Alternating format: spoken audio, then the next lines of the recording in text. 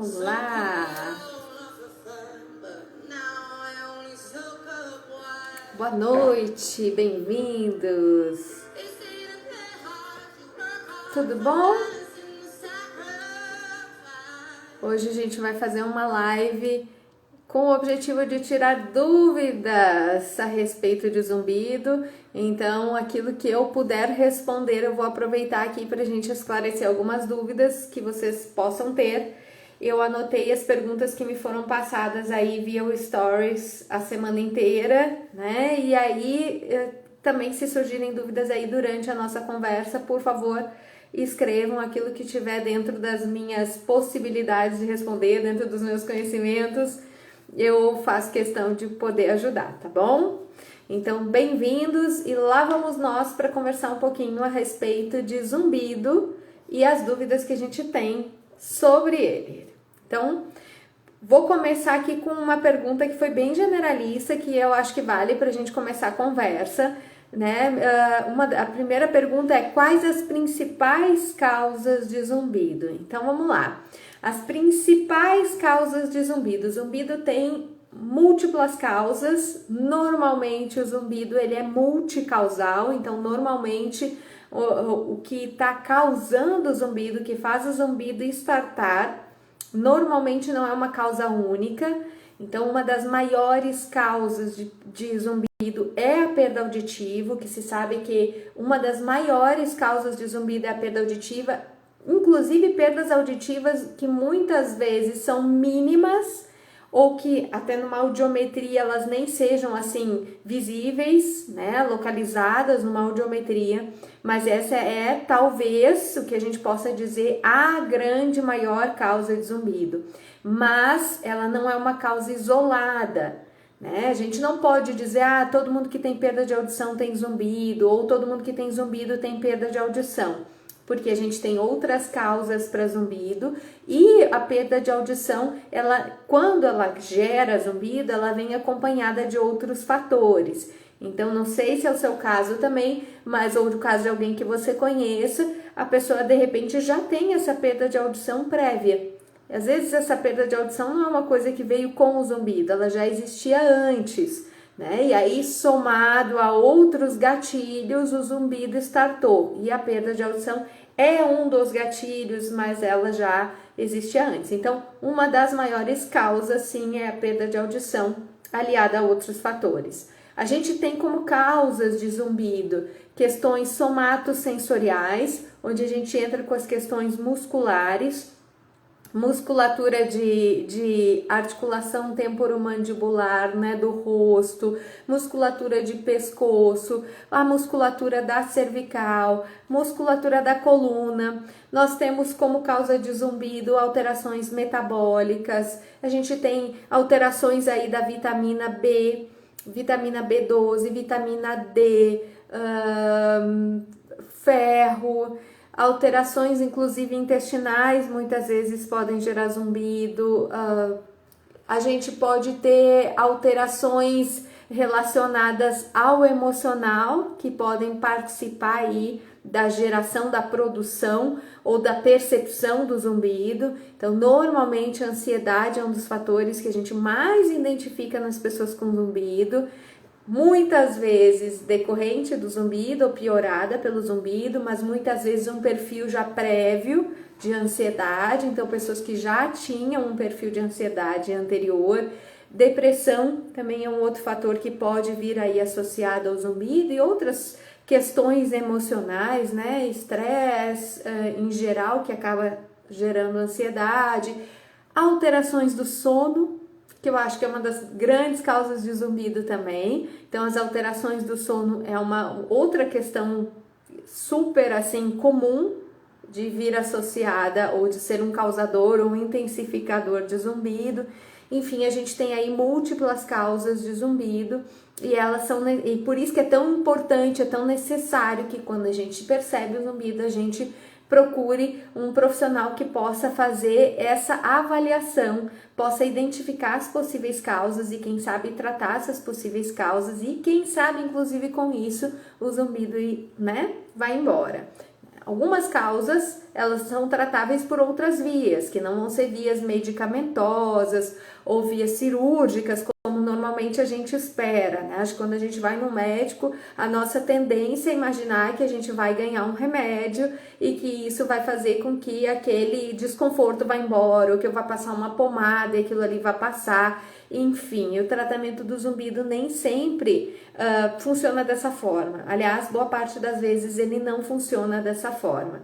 E aí a gente tem que intervir com outras questões, e às vezes em coisas bastante simples, como uma reeducação alimentar, simples mais ou menos, né? Difícil de implementar, mas é algo que não é assim tão fora do comum, mas às vezes uma reeducação alimentar, a introdução de outras estratégias, por exemplo, para melhora do sono, então higiene do sono.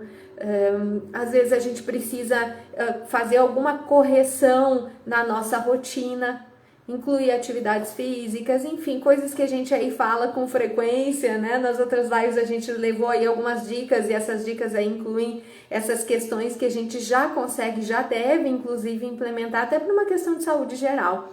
E o zumbido também entra nessa dança, tá bom? Então acho que essas seriam talvez as principais, as mais frequentes, as mais faladas causas de zumbido. A gente tem causas aí que talvez são menos frequentes, mais incomuns e que a gente não fala tanto, mas que acabam aparecendo, mas não são tão frequentes, e aí a gente não comenta tanto. Mas é importante, antes de tudo, então, que você vá lá, faça uma avaliação médica, de preferência com um otorrinolaringologista, que é o profissional que está preparado para fazer toda a avaliação, a bateria audiológica, e inclusive identificar se você precisa de algum outro profissional para seguir com o seu tratamento, ou até para fazer algum outro diagnóstico, uma outra avaliação. Então encaminhar de repente para um fisioterapeuta, algum dentista especialista, um endocrinologista, um especialista em sono, caso esse otorrino não mexa com isso, enfim. Então ter esse olhar às vezes de poder inclusive muitas vezes encaminhar você para o tratamento adequado, o tratamento ideal para você,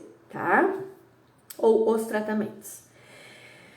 Outra pergunta que apareceu essa semana é: o zumbido apito pode entrar no consciente? Às vezes nem lembro que ele existe, mas aí aparece. Então vamos lá.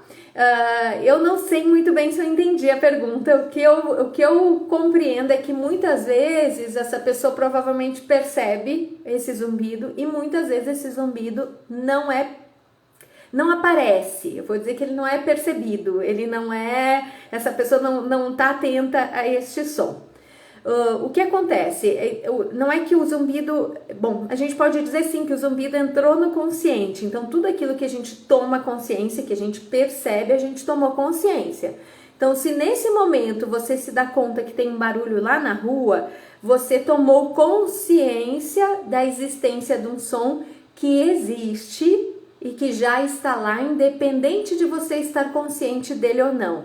E a mesma coisa pode acontecer com o zumbido. Então, o zumbido pode ser um som que está ali, que está dentro, né? E aí a percepção pode ser na orelha, na cabeça, enfim. Mas eu só tomo consciência dele em determinados momentos. E aí isso sim pode acontecer, e muitas vezes ele é ativado. Então não entra uma questão de consciência, eu posso ir lá atrás dele conscientemente e não encontrá-lo, e aí determinados gatilhos ativam ele. Então a gente pode ter essas duas situações, uma situação onde determinados gatilhos ativam o zumbido.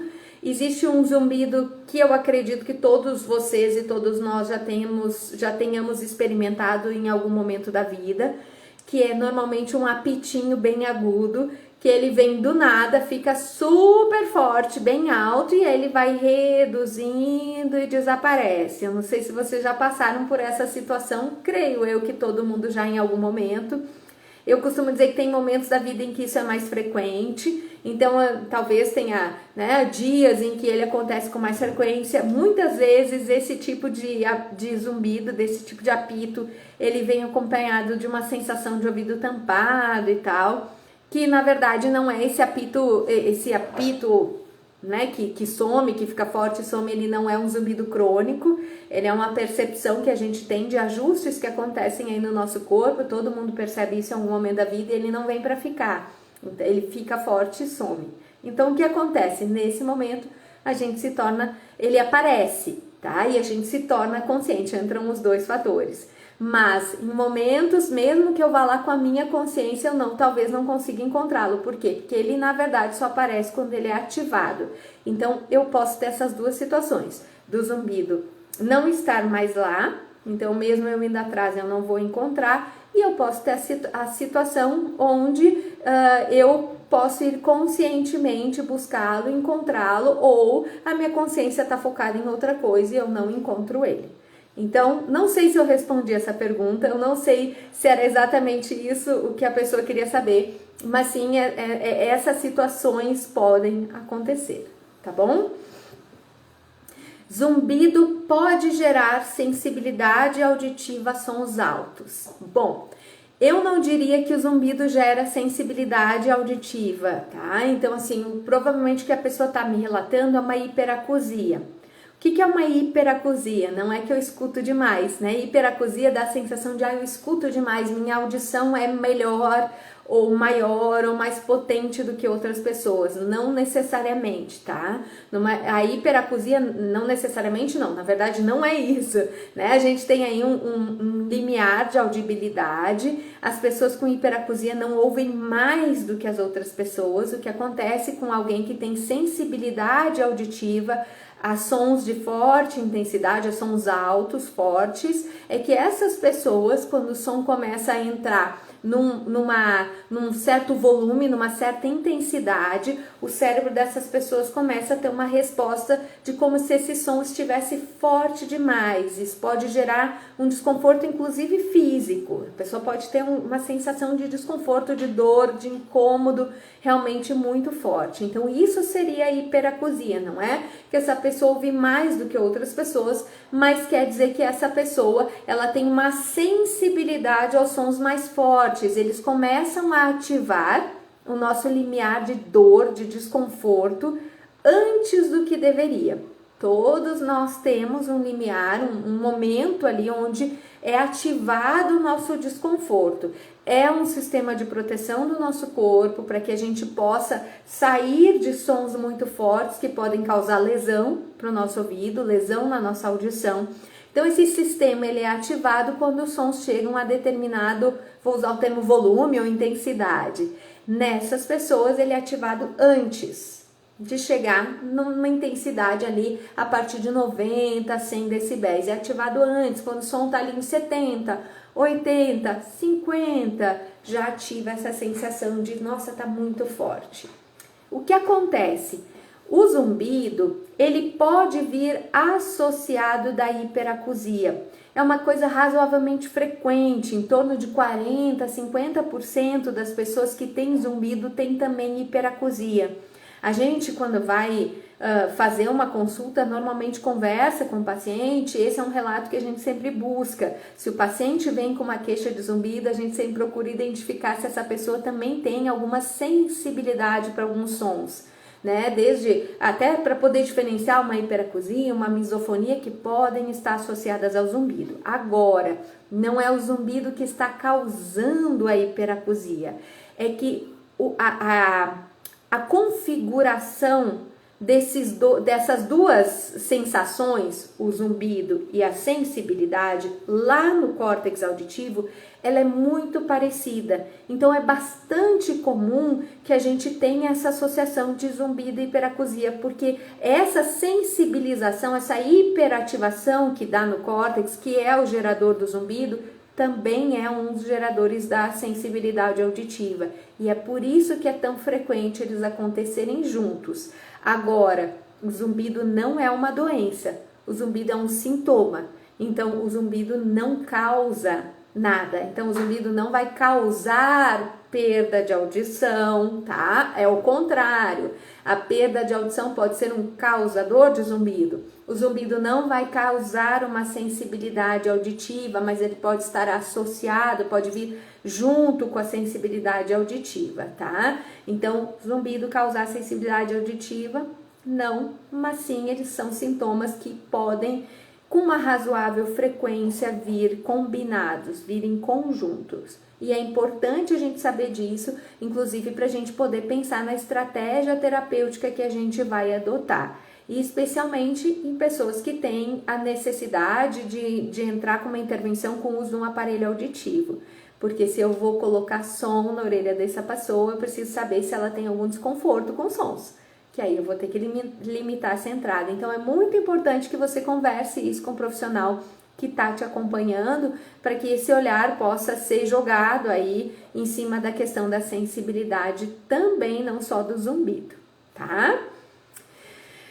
Outra pergunta, sensibilidade auditiva aos sons altos, imagino que esteja falando aí de uma hiperacusia, que causam até dor, só são tratados com terapia sonora?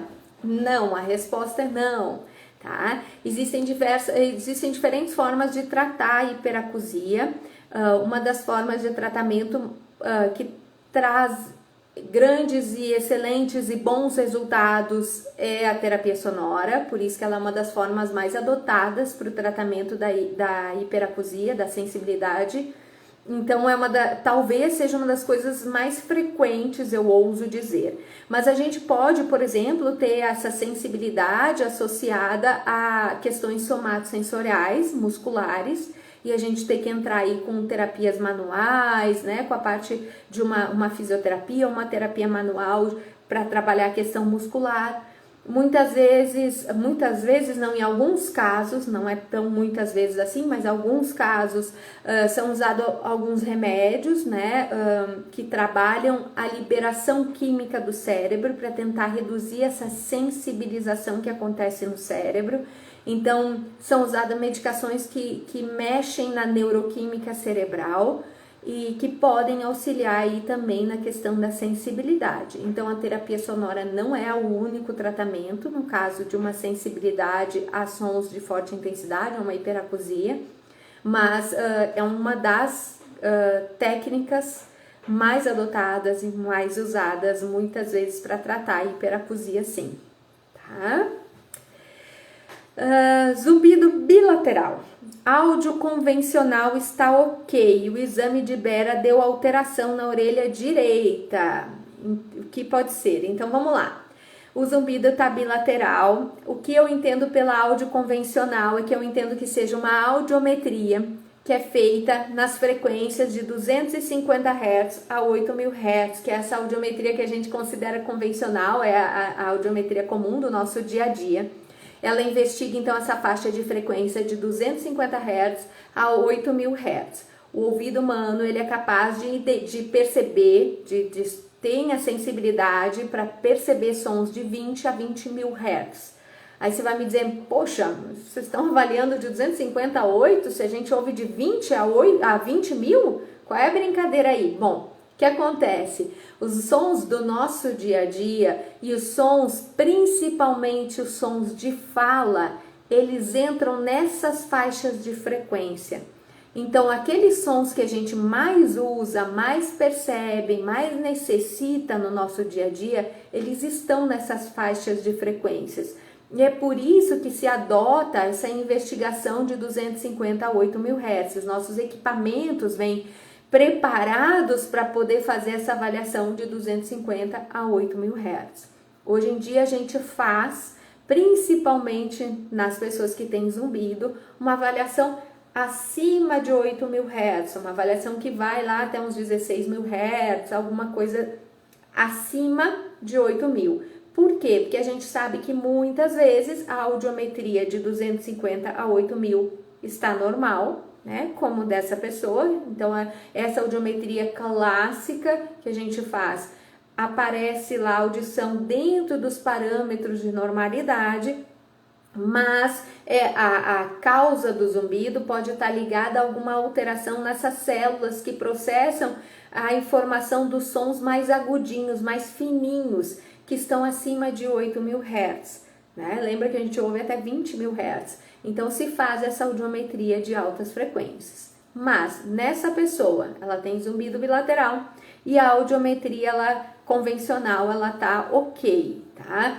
Eu imagino que vale a pena, quem sabe, avaliar audiometria de alta frequência, tá? O teu exame de Baer, ele deu alteração na orelha direita, o que chama atenção para mim me faz questionar se essa alteração do seu Baer eu teria que ver qual é a alteração, tá? A gente não consegue avaliar assim, áudio, ok, Baer alterado, qual é a alteração, o que foi que apareceu, se é uma alteração no nervo, o teu zumbido é bilateral, apesar do Baer estar alterado só na direita, então será que tem ligação com o zumbido, essa alteração?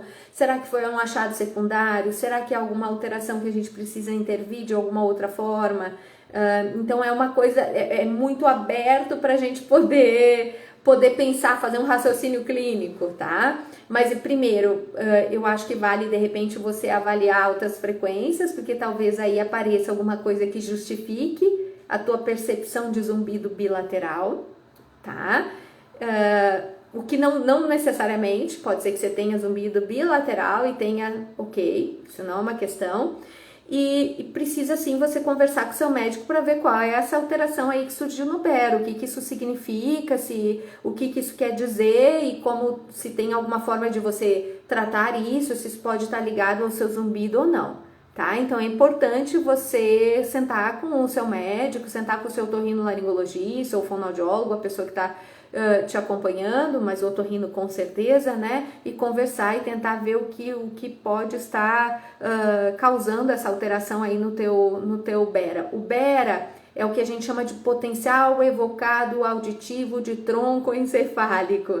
O BERA é uma sigla, a sigla que é usada em inglês. Aqui, se a gente fosse usar a nossa sigla em português para potencial evocado auditivo de tronco encefálico, é PEAT. Tá? A gente acaba, né, usando esse termo BERA, que é o resumo do inglês. E ele avalia o nervo auditivo, o oitavo par, que é o nervo coclear, né, que é vestíbulo coclear, na verdade, que leva as informações que vêm do labirinto e da cóclea, que é o caracol lá da audição. Então ele avalia se esse nervo está disparando os estímulos sincronicamente, da forma certa, se ele está levando essa informação da forma que é esperada. Então, se deu alguma alteração, tentar entender o que foi. Essa alteração vem antes do nervo, essa alteração é do nervo, não apareceu na audiometria, então onde é que está? Enfim, tentar ver o que pode estar acontecendo, tá bom? Espero que ajude.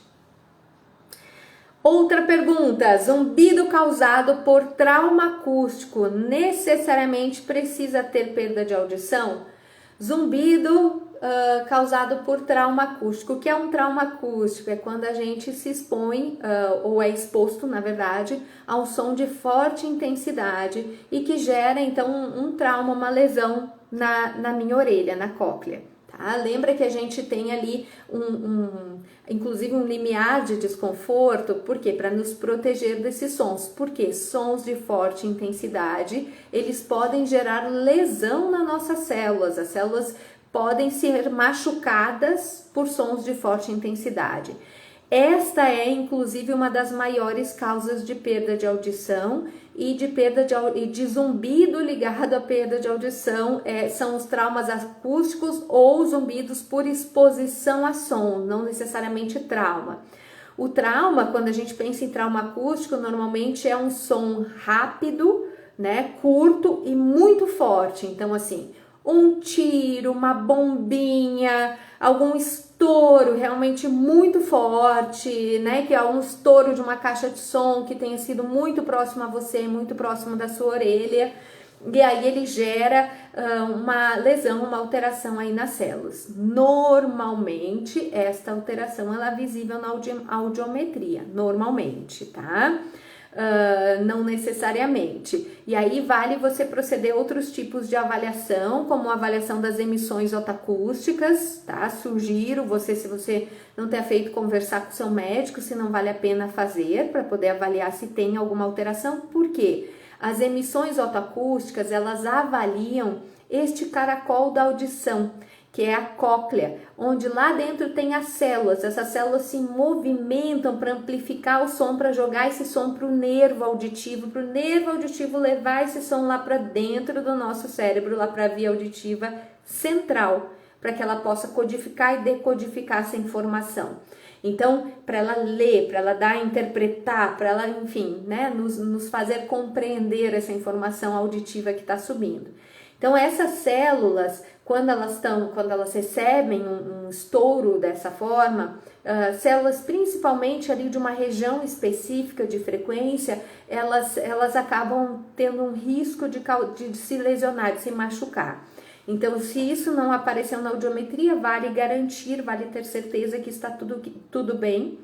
E uma das formas é pelo exame de emissões otoacústicas, que é aquele bom teste da orelhinha que se faz em bebê. Tem protocolos diferentes, existem protocolos que a gente usa em adultos, que são um pouco mais específicos, mais elaborados, e que avaliam se essas células estão aí funcionando da forma que a gente esperaria ou não. De repente é interessante você fazer essa avaliação e investigar, tá? Bem como a avaliação aí da audiometria de altas frequências para ter certeza que não tem nenhum tipo de alteração, então, nessas frequências mais agudas, tá? A gente pode ter um outro tipo de alteração, que é uma perda de audição por exposição a ruído. Ela é diferente do trauma, a princípio, porque o trauma é essa coisa, esse som forte, rápido, estampido, instantâneo, não é duradouro. A perda de audição por exposição a sons, que é uma das grandes causas de zumbido, inclusive, de perda de audição e zumbido, ela é aquela perda de audição decorrente de exposição a som forte, repetitivamente. Muito ligada ao uso de fone de ouvido. Então, aquela nossa boa e velha conversa dos audiologistas, dos otorrinos, falando do cuidado com fone de ouvido, cuidado com a intensidade, o volume que você coloca, dos sons, né, da música que você escuta no carro, do som que você coloca no fone de ouvido na hora que você vai escutar uma música, que você vai escutar uma palestra, para que esse som não fique forte, não fique intenso. Porque se você se expor a esse som intenso com frequência, repetitivamente, você corre o risco de gerar um machucado, uma lesão nessas células, que são células da cóclea, do caracol da audição, e isso gerar uma perda de audição. E isso pode também estar ligado ao zumbido, tá? Então, cuidado com sons fortes, a gente tem que maneirar neles também, tá? Nada em excesso na vida é bom. Então, sons fortes entram nessa dança, tá? Então, cautela, cuidado, excesso de fone de ouvido, também cautela, cuidado, tá bom? E aí eu vou para a última pergunta que me enviaram aí via Stories. Se vocês tiverem qualquer pergunta, aproveitem, coloquem aí que eu vou aproveitar para responder dentro do que for possível, tá bom? Tem uma pergunta que é assim: terapia de neuromodulação acústica e via língua podem ajudar no futuro? Sim, eu acho que é uma via muito promissora para tratamento de zumbido. O que é a terapia de neuromodulação? Não sei se vocês já ouviram falar, existem algumas terapias que vão modular a neuroquímica cerebral. A gente sabe aí que o zumbido ele decorre de uma hiperagitação, de um hiperfuncionamento de algumas áreas do nosso córtex, dentre elas a via auditiva, lá dentro do meu cérebro, do meu córtex. Então, uma das nossas buscas é de a gente reduzir essa hiperativação.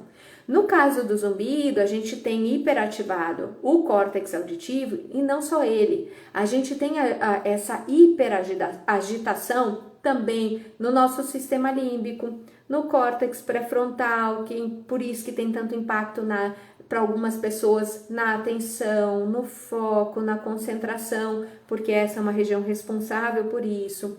O córtex parietal, o giro cingulado, que são áreas que não são auditivas, mas que trabalham com a área auditiva do cérebro. Essas áreas estão hiperativadas, estão como se elas estivessem agitadas. E a nossa busca, quando a gente pensa em tratar o zumbido, é em reduzir essa hiperativação. Existem técnicas diferentes para isso, fórmulas diferentes ou possibilidades diferentes para isso. A neuromodulação é uma delas, né? Existe possibilidade invasiva e não invasiva. Invasiva seria a colocação de alguns eletrodos, né? São coisas que são pesquisas muito mais... são coisas utilizadas muito mais em pesquisa, isso a gente não tem aí, a gente não tem isso na nossa prática clínica.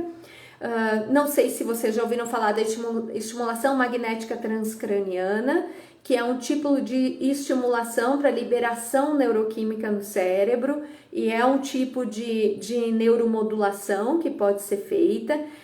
Existem até razoável número de pesquisa com a estimulação magnética transcraniana. A grande questão para o zumbido é que não existe um protocolo específico para zumbido, que tenham, assim, encontramos um protocolo que tenha sucesso, que tenha uma resposta bacana, mas parece ser algo que pode acontecer e que pode ser algo promissor, tá?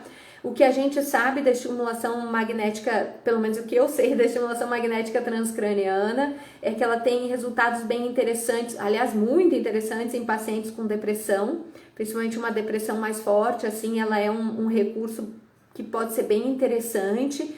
Então, em pacientes que têm zumbido e que têm essa condição emocional, afetiva, emocional, né, eu acredito que possa ser uma estratégia bastante interessante, porque na melhora da depressão a tendência é que exista um impacto de melhora no zumbido, então é uma possibilidade, né? E esse via-língua que foi perguntado, foi o Vitor, tô te entregando aqui. Existe um equipamento que ainda não temos aqui no Brasil, tá? É um equipamento que eu acho que é bastante promissor, que é uma estimulação que é feita com sons e uma estimulação que é feita com uns choquinhos, uma estimulação de né, algumas choquinhos, vamos usar assim, né, na língua, nada de choque, de nada assim, mas choquinhos. Na língua, então existe um equipamento que a gente põe na língua e ao mesmo tempo que ele faz o som na orelha, e ele tem aí um potencial de ser bastante interessante no tratamento do zumbido, né? Eu não sei quando chega no Brasil, não sei dizer isso para vocês.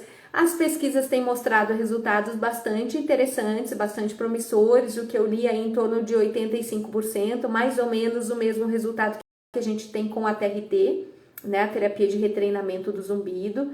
E ela parece ser interessante porque a gente teria um tempo para essa resposta menor, em torno de 12 semanas, algo do gênero, tá? É necessário, a gente tá ainda com mais pesquisas, isso é algo que deve entrar, esperamos aí em algum momento no mercado, não sabemos os valores, né? E aí é outra questão.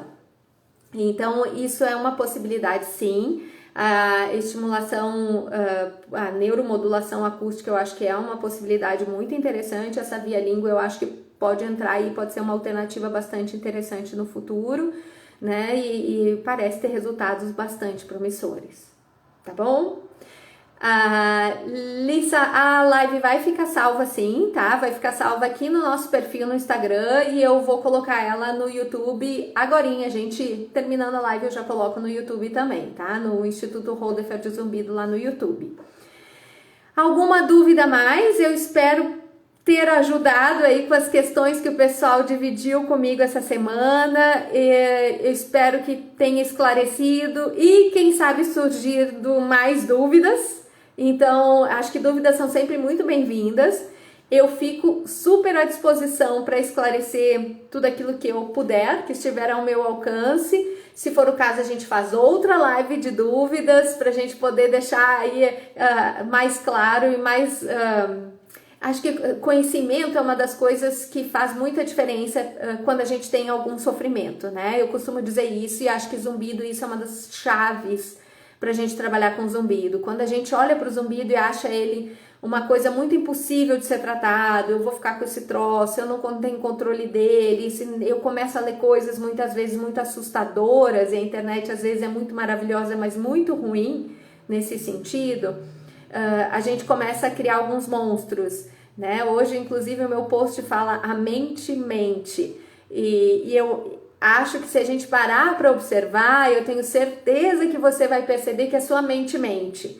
Né? Tem estudos mostrando que em torno aí de 90%, 85% a 90% das coisas que a gente pensa de ruim, de preocupação, né? As preocupações que a gente tem não acontecem. É um número alto, gente. Se a gente pensar que 90% do que eu penso durante um dia não vai, do que eu me preocupo, na verdade, durante um dia não vai acontecer, é um número muito alto. Pense nisso com relação ao zumbido. Se 90% das coisas que você pensa a respeito do seu zumbido não é real, não vai acontecer.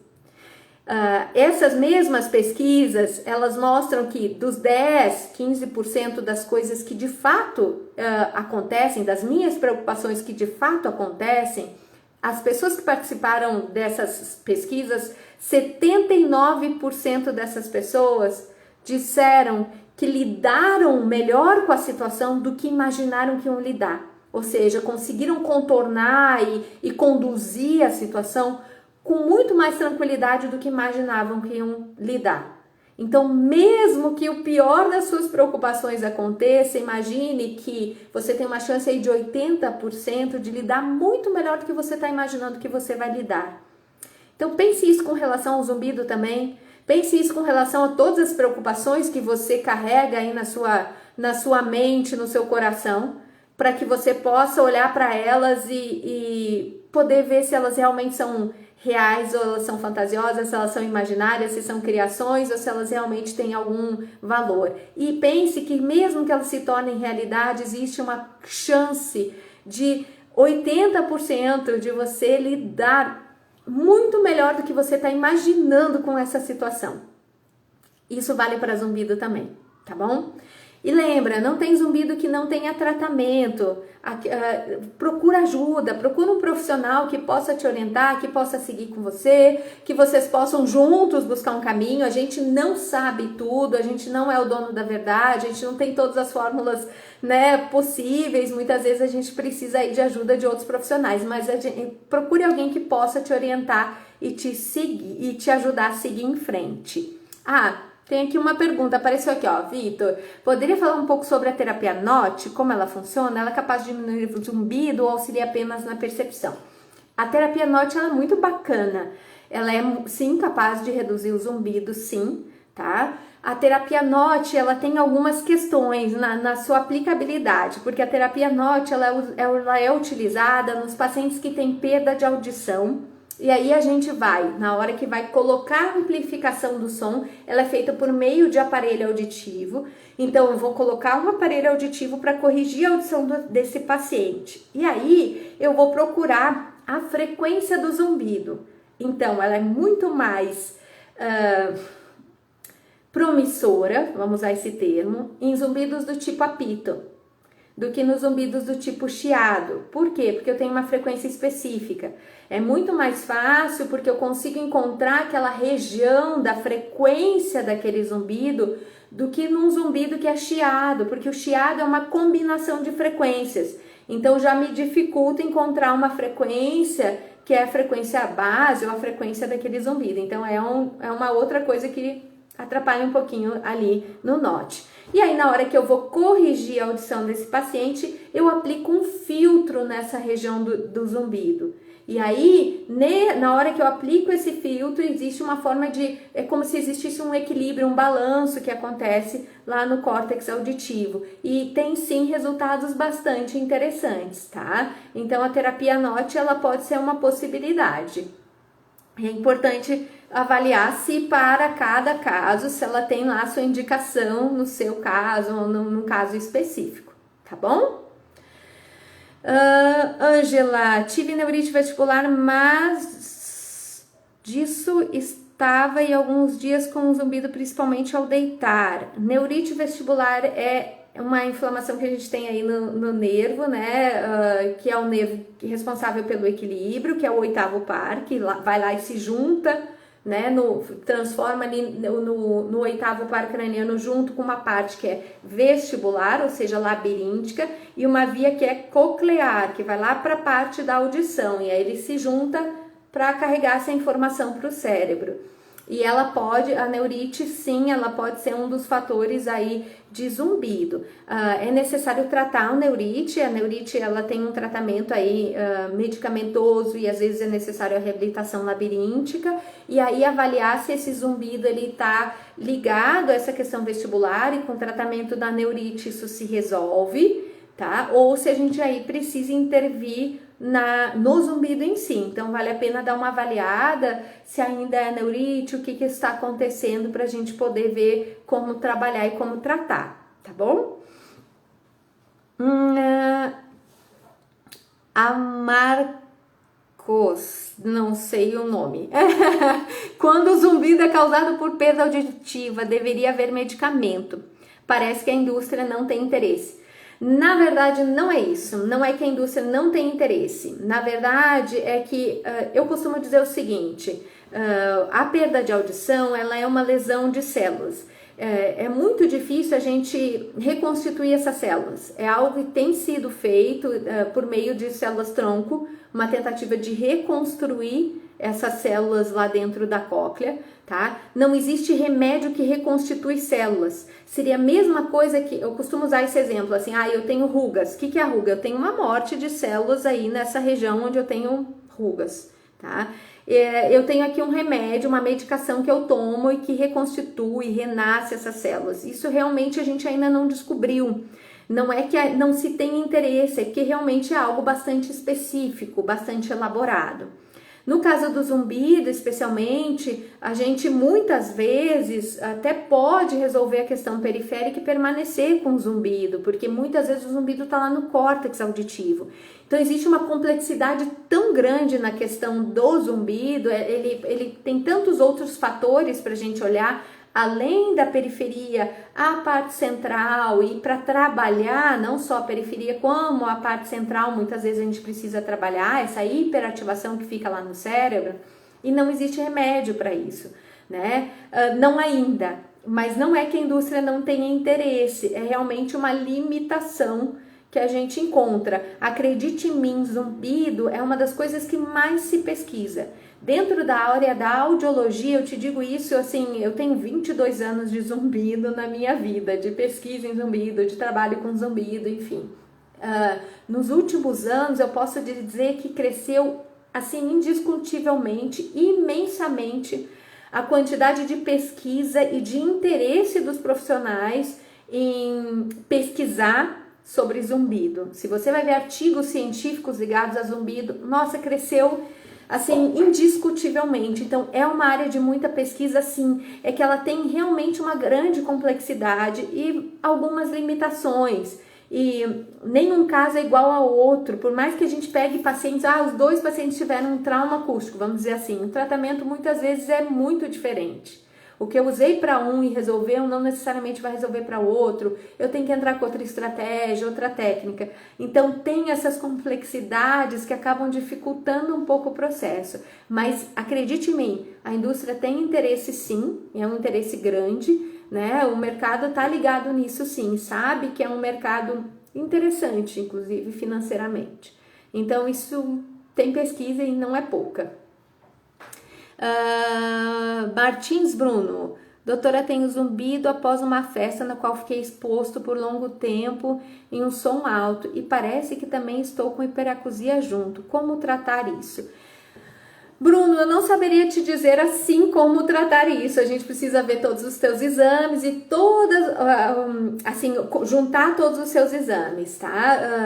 Muito provavelmente você tá com um zumbido aí que foi desencadeado por uma exposição a sons de forte intensidade, então a gente tem que avaliar aí todos os seus exames audiológicos para a gente poder pensar em quais as estratégias terapêuticas que a gente pode usar e poder avaliar se tem algum outro fator que pode estar associado além dessa exposição a sons.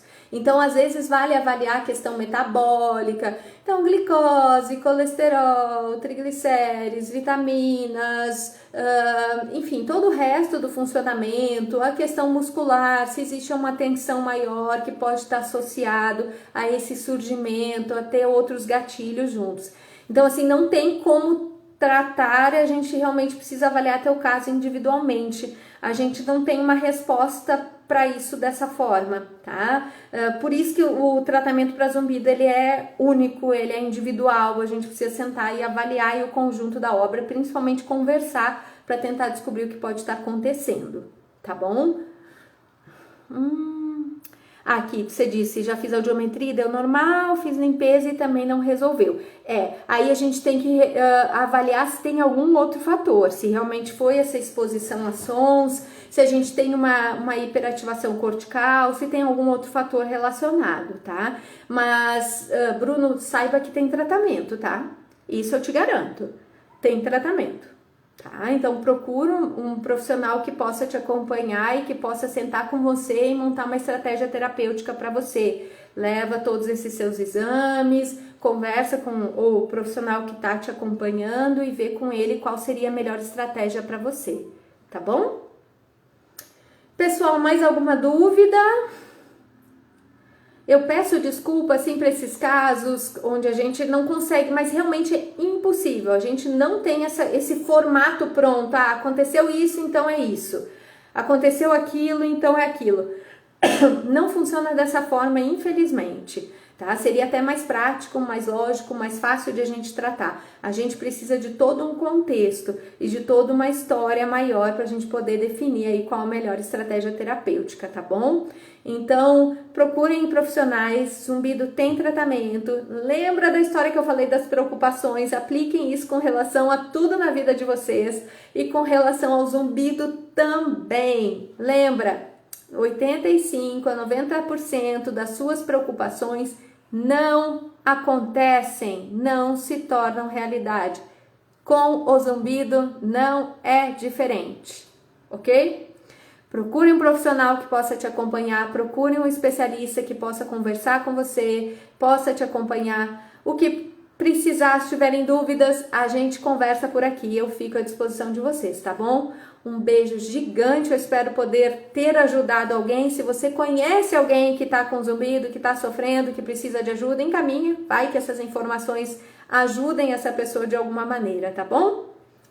Um beijo, até semana que vem. Semana que vem eu tô de volta, eu prometo. Um beijo!